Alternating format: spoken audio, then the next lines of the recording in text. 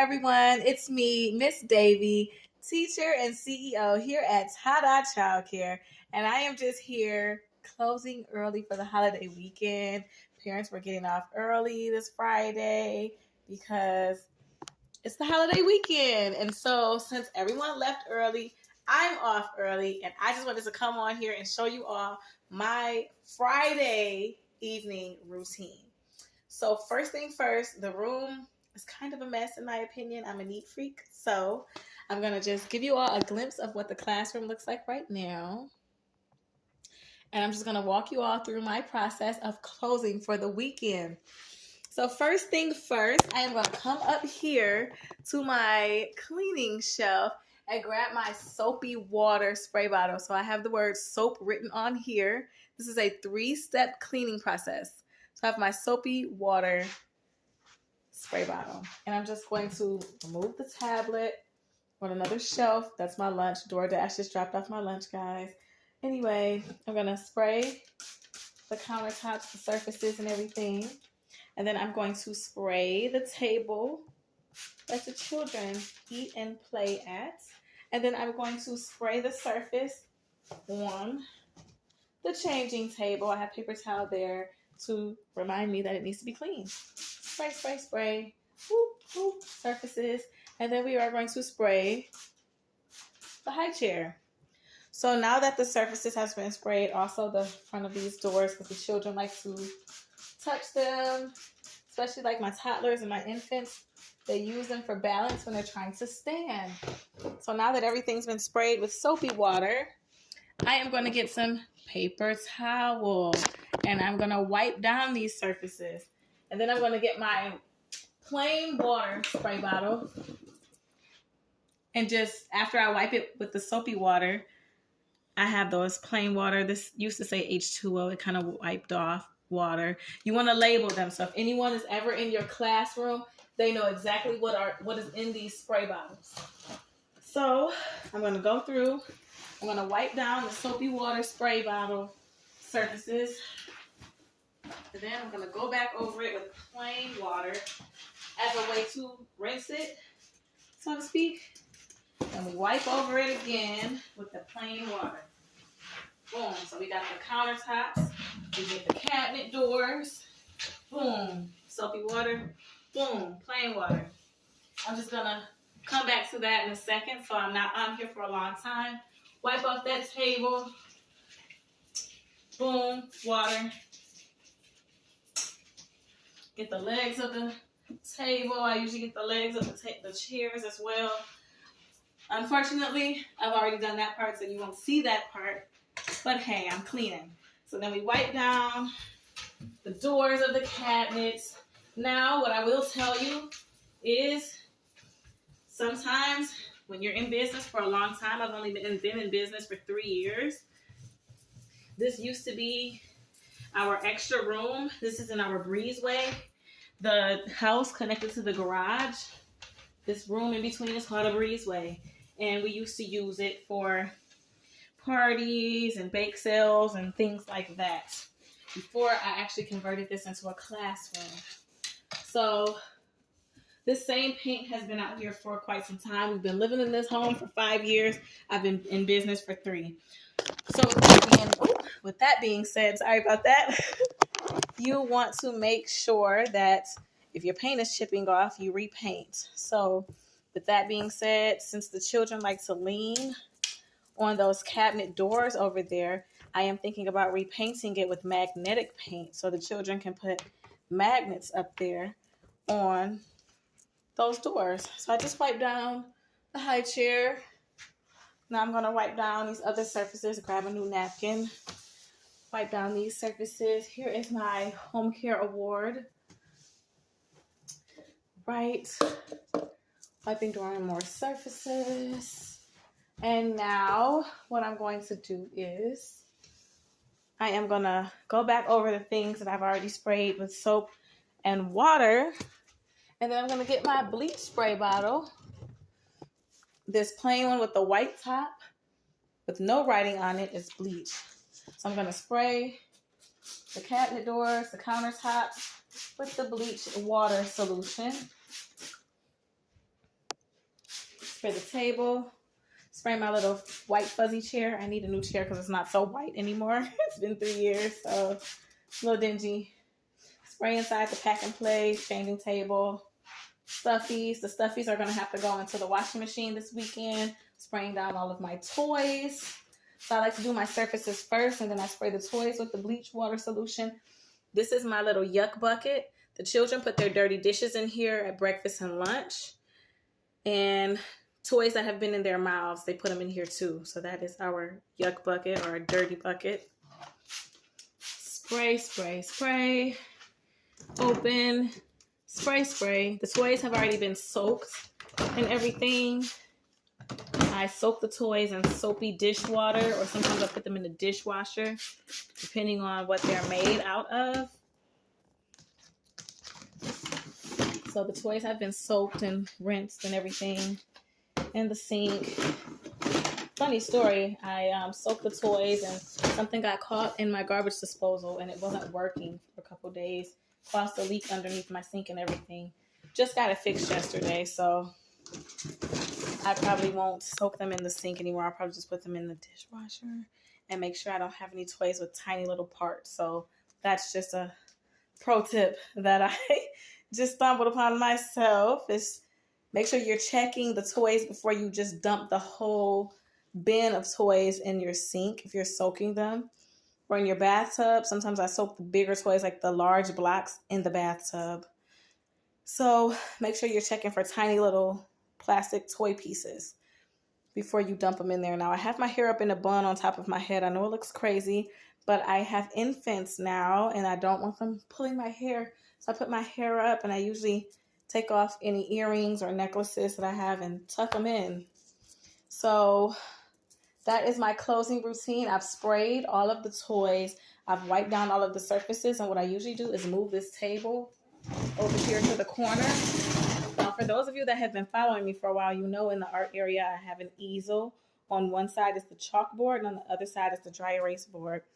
I had to put it away because the infants were using it to pull up on it for balance. And then it almost fell over because they were using it again just to pull up on, because they're learning how to walk. So I didn't want it to hurt any of the little boo-boos, so I put it away in the little storage closet. I guess I can show you all my storage closet because I've never shown that on a video before. But everything has been sprayed. I'm gonna wipe off the light switch really quickly. No one ever really touches it but me, but I'm in here touching everything, so there's lots of germs everywhere. I'll show you the supply closet just as soon as I'm done spraying our gross motor toys. So out here in my garage, I use this as an alternative gross motor area for when we can't go outside for inclement weather. So we have all kinds of things out here. The children hang their bags and extra clothes and things on these hooks over here. I have some artwork on the wall. This is our resource table with the resources for parents. I have a QR code for parent payment right there in a picture frame. Just licensing books, motherhood books, single father books, all kinds of books for my parents. And then these are the writing toys. So I'm just gonna, mist over them with the bleach spray solution. This is the fine motor table for the children that may not want to engage in gross motor play. I have some little puzzles out here at the table and then bubbles that they can blow. And sometimes I ask them if they want to bring any people toys out with them to play with out here at the table. Some days I'll ask them, do you want to take a people toy? Do you want to take some animals? Or do you want to take a book? I try to promote the books because if you're going to be sitting over to the side, we could be fostering some literacy skills. Now here I have a walker. This is a gross motor toy for infants. They're too small and they don't have the balance to get on a bike or a scooter, so they get into the walker. I am going to spray our basketball hula hoops in the rim. Mist it with a little bleach spray. I like to mist over the children's book bags, kill any germs. For the most part, they usually take them home with them at the end of the week, but as you see, there are a few bags left over, misting over things. And here I have jump ropes, frisbees, and more balls. And I'm just gonna spray those down really quickly. We have large blocks. I even have some smaller little blocks over here that I'm misting some spray on. Our little workbench that the children like to work on their cars and things. A racetrack. Misting over this mat. I'm gonna come out here and sweep and Swiffer this mat because the children like to sit on that mat when they play with the race car track and things like that. And I have some outdoor chalk that they like to draw on the garage ground with. Now I get to mist over the doorknob now that I'm not touching it anymore on the light switch. I usually turn the air off out here too, but I'm going to be staying out here for 2 more hours since I'm technically not closed until 5 o'clock. And everyone's gone out of here. They all left by 2:45. So I'm going to stay out here until like 4:30 doing some professional development. So that way, when it's time for my inspection, I have professional development done. Now I'm going to show you where my files are before I show you my toys. So behind the TV, it's a secret. Moving the secret door, moving the TV. I have my dry erase board with like childcare priorities that I need to get taken care of, like after my inspection, renewing my childcare insurance, and doing infant, toddler trainings, ADHD and autism, and biliteracy trainings for professional development. So I've written those things down on my dry erase board because I'm getting older and sometimes I don't remember. So yeah, I love dry erase boards. They help me as well as sticky notes. So anyway, this is like my little secret layer. It's my file area. So one of my students' health appraisal was submitted today. So I have to put it in their file. So here are the files. I have important documents. I keep a folder for fire drills and tornado drills, which we're going to do one on Tuesday. We were going to do it today, but everybody left early before we got to do it. So I keep that. I keep my licensing handbook in here. All of my notes from all of the inspections that I've had so far, I keep them in a separate file folder. I keep incident reports, media release forms in its own folder. I have permission slips, required records, the emergency plan if we have to evacuate, incident reports. I think I said that already. And then I have the children's files with their forms and enrollment papers and any work that they do in the classroom that I think their parent may be interested in seeing during a parent-teacher conference to kind of show this is where they were when they first came. When I asked them to draw a self-portrait and write their name, and they may have written the first letter and scribbled the rest. And this is where they are now with their self-portrait. They kind of scribbled with their name. They kind of scribbled when they first started the program. Now they're able to write the first 3 letters of their name clearly, visibly, whatever.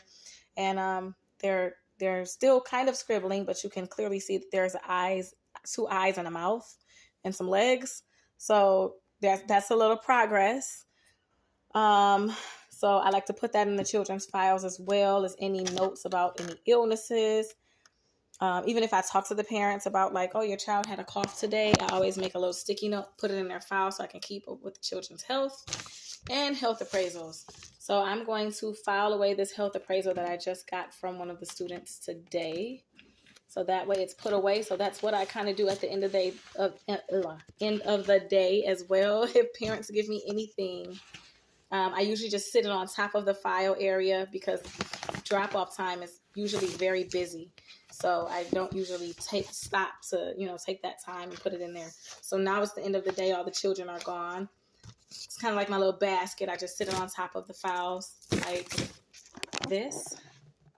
And then at the end of the day, I'll grab that paper, find the child's file folder, and then I'll add this health appraisal to the student's folder. And then I put it back over here in the file. I keep it in order. So if there's a full-time child that comes every day, their file folder is usually in the front because I'll usually be using their file folder the most. And then the child that comes the least amount of days, I usually put that in the back. So that makes things more organized and easy for me to reach it. I have my childcare insurance information in here too. It's a pretty thick packet. So it kind of takes up its own little file slot here. And I'm just going to sit this down so I can push that back in there in an organized way because I'm kind of a neat freak sometimes. I did also receive a PQA folder to do assessments and everything like that. And they can come and assess my program to see the level of quality that we are providing.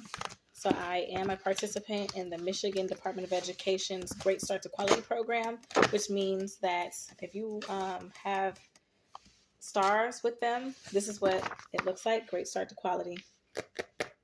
This is when this is from last year. This is the last time they came out for a visit.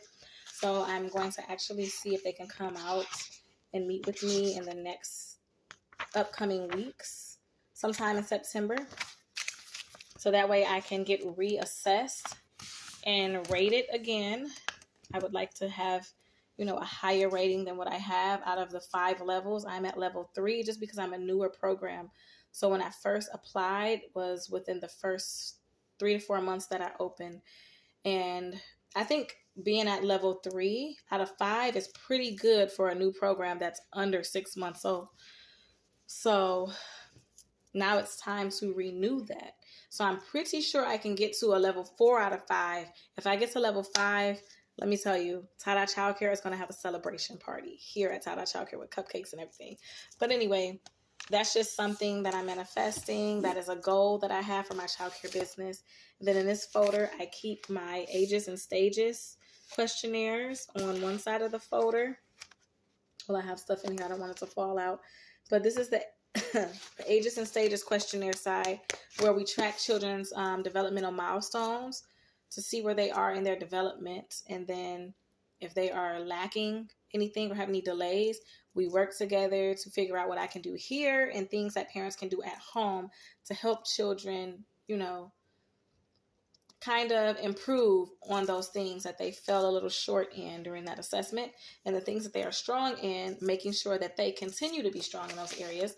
On the other side of the folder is the what do you call it? The food program information for healthy, nutritious meals for the kids.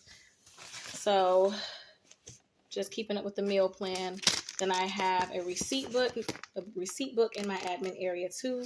Writing receipts for parents that pay cash, parents that like to pay online. Those receipts are generated automatically. And then I have a folder with all my business info, like my Dun & Bradstreet number, my business credit information, my business banking information, my LLC, EIN, all of that stuff, and all of my receipts that I use to purchase things for the childcare, like if we need more diaper genie bags, for example, or more garbage bags, more paper towel, more dish detergent to make the soapy water bottles, more bleach for the bleach water bottles, more hand cream for me because I'm constantly washing my hands. If one of the toy phones in the classroom gets broken, I'll replace that because I know children love play phones. So any of those things that I'm purchasing for the classroom, I am saving those receipts. So for tax time, the tax preparer can get that taken care of. So yes, those are all of the things that are in my admin area, as well as like the enrollment forms that are mandated by the state. I have several copies of those separated into their own folders. So that way when I need it, I know exactly where to go for it to create a student file. And I pre-pack the student file so that way if someone comes in for, a last minute childcare enrollment tour, I already have an enrollment folder made for them, and they can, if they decide to enroll that same day, I don't have to fumble through the forms. It's already made. And that's pretty much it. I have flyers for my childcare back here, and then that's pretty much it. Just like envelopes and empty folders to make new enrollment folders. I have an emergency bag back here with flashlights. I have a first aid flip chart.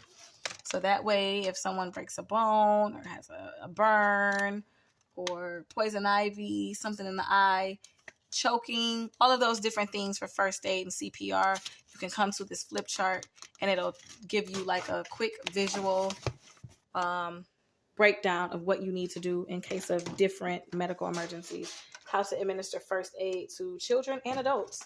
So I mean, of course, we have to be certified in first aid and CPR, but in the heat of the moment, if there's something going on, some people tend to panic. And so there's something there for them. I also have the number 2 poison control posted on a sticky note right above that emergency bag. In the emergency bag, I have a copy of all of the children's enrollment forms with their parents' information and all of that stuff in there. I have plastic bags in case we're out. Like, say there's a fire in here, for instance, and we need to leave. We have a plastic bag in case I need to change someone's diaper, someone's throwing up. Paper bag in case someone's hyperventilating.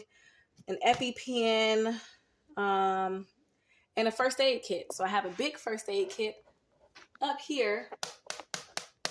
And then I have a smaller version of that with Band-Aids and things like that inside of the emergency bag. So those are some things that I have in my classroom administrative-wise. You've already seen the different centers of the classroom that I have. Briefly, I'll just go through. That is the art area right here. My chair is kind of covering it up. We have Play-Doh, markers, glue sticks, feathers, pipe cleaners, all kinds of stuff in there. And the easel, like I said, used to be here, but it was a safety concern that I had. So before a safety issue happened, I just removed it to prevent that. And so it's kind of open space. I'll probably put something else right there in the next upcoming weeks. We have the high chair.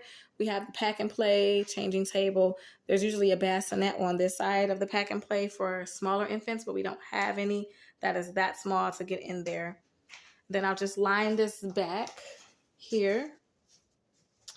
The diaper genie has already been taken out by one of my members on the board of directors. He came by to, get all the diaper genie stuff in the trash and make sure that we were stocked on garbage bags and all of that stuff, cleaning supplies. So Tada Childcare, we have a nonprofit that kind of works along with the child care. So I'll tell you a little bit about it while I show you my supply closet of toys. It is called Tada Cares Foundation, and that nonprofit is to support bereaved parents that have experienced early pregnancy and infant loss. So Tada Child Care, we care for children. Tada Cares Foundation cares for parents that have lost their children, whether they were born or unborn, stillborn, miscarriage, what have you. That's what Tada Cares Foundation is for. So I have a board of directors, and they do stop by periodically throughout the month. There are usually scheduled visits, so I do alert parents and anyone that has an interest of what's going on, who's here in the child care, like my child care consultant and all of those people with the state. They are aware that sometimes my board of directors will come for training. Sometimes it's during the school day because they need to be able to see what's going on with the children, or how to interact with them. So this is just an overflow of toys. We have Legos right now. We're not using those Legos because they're really tiny. And because we have children under the age of 2, it's a choking hazard. So it stays in here. I have bubble wrap, but because we have children under the age of 2, that's a suffocation hazard. So we're not using the bubble wrap. But usually my preschool age children use bubble wrap in the little red chair over there, as a way to get some sensory to help them calm down if they're upset.